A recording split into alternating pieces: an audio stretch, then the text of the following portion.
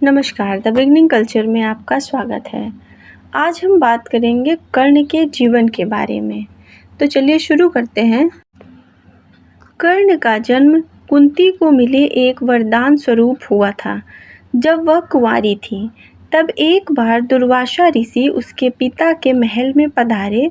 तब कुंती ने पूरे 1 वर्ष तक ऋषि को बहुत अच्छे से सेवा की। कुंती के सेवा भाव से प्रसन्न होकर उन्होंने अपनी दिव्य दृष्टि से ये देख लिया कि पांडु से उसे संतान नहीं हो सकती, और उसे ये वरदान दिया कि वह किसी भी देवता का स्मरण करके उनसे संतान उत्पन्न कर सकती है। एक दिन उत्सुकतावश कुंवारेपन में ही कुंती ने सूर्य देव का ध्यान किया। इससे सूर्य देव प्रकट हुए और उसे एक पुत्र दिया जो तेज में सूर्य के ही समान था, और वह कवच और कुंडल लेकर उत्पन्न हुआ था जो जन्म से ही उसके शरीर से चिपके हुए थे। कर्ण गंगा जी में बहता हुआ जा रहा था कि महाराज धृतराष्ट्र के सारथी अधिरथ और उनकी पत्नी राधा ने उसे देखा और उसे गोद ले लिया और उनका पालन करने लगे। उन्होंने उसे वायुसेना नाम दिया। अपनी पालनकर्ता माता के नाम पर कर्ण को राधेय के नाम से भी जाना जाता है। अपने जन्म के रहस्योद्घाटन होने और अंग का राजा बनाए जाने के पश्चात भी कर्ण ने सदैव उन्हीं को अपना माता पिता माना और अपनी मृत्यु तक सभी पुत्र धर्मों निभाया। अंग का राजा बनाए जाने के पश्चात कर्ण का एक नाम अंगराज भी हुआ। कुमार अवस्था से ही कर्ण की रुचि अपने पिता अधिरथ के समान रथ चलाने के बजाय युद्ध कला में अधिक थी। कर्ण और उसके पिता अधिरथ आचार्य द्रोण से मिले, जो उस समय युद्ध कला के सर्वश्रेष्ठ आचार्यों में एक थे। द्रोणाचार्य उस समय कुरु राजकुमारों को शिक्षा दिया करते थे। महाभारत का युद्ध चल रहा था। सूर्यास्त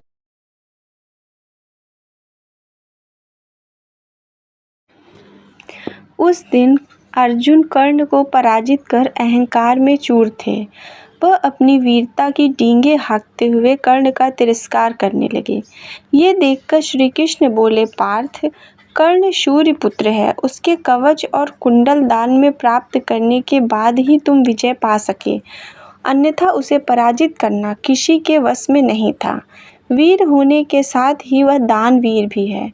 कर्ण की दानवीरता की बात सुनकर अर्जुन तर्क देकर उसकी उपेक्षा करने लगा।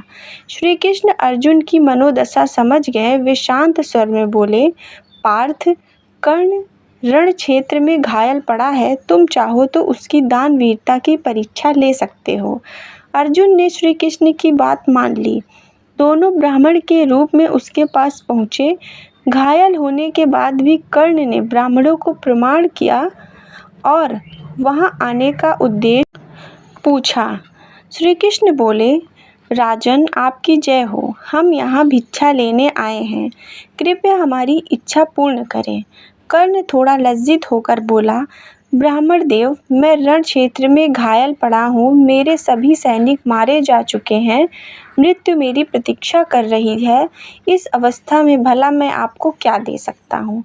राजन, इसका अर्थ ये हुआ कि हम खाली हाथ ही लौट जाएं, किंतु इससे आपकी कीर्ति धूमिल हो जाएगी। संसार आपको धर्मविहीन राजा के रूप में याद रखेगा। यह कहते हुए वे लौटने लगे। तभी कर्ण बोला, ठहरिए ब्राह्मण देव, मुझे यश कीर्ति की इच्छा नहीं है, लेकिन मैं अपने धर्म से विमुख होकर मरना नहीं चाहता। दुर्योधन तथा कर्ण के बीच मित्रता दिन व दिन गहरी होती गई। दुर्योधन ने कभी भी कर्ण को अपने से कम नहीं समझा। वह हमेशा कर्ण के साथ ही रहता था। वह अपनी प्रत्येक बात कर्ण से कह देता था। जब उसके कर्मचारी उसकी प्रशंसा करते तो वह उन्हें कर्ण की प्रशंसा करने को कहता और उसी से उसे संतोष होता था।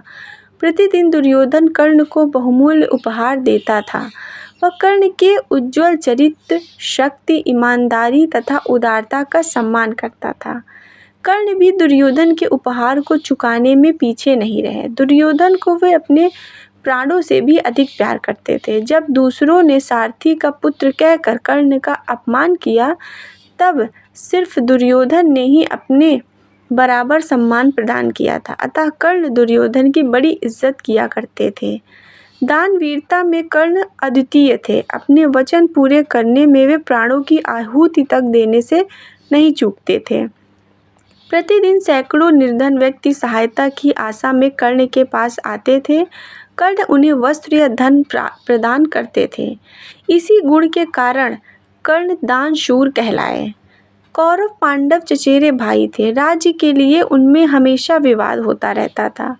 जब कभी भी दोनों के बीच झगड़ा होता, कर्ण कौरवों में सबसे बड़े दुर्योधन का पक्ष लेते थे। वे हमेशा यह कहा करते थे कि दुर्योधन के लिए मैं युद्ध करूंगा। कोई भी श्री कृष्ण के कर्ण को मारने का सही जवाब नहीं दे सकता, लेकिन जो अधर्म के रास्ते पर चलेगा उसका सर्वनाश निश्चित है। कर्ण गलत नहीं था, सिर्फ उन्होंने गलत लोगों के साथ दिया था। यही वजह है कि उनकी माता के बाद भी दुनिया भर में उनको इज्जत से याद किया जाता है। धन्यवाद।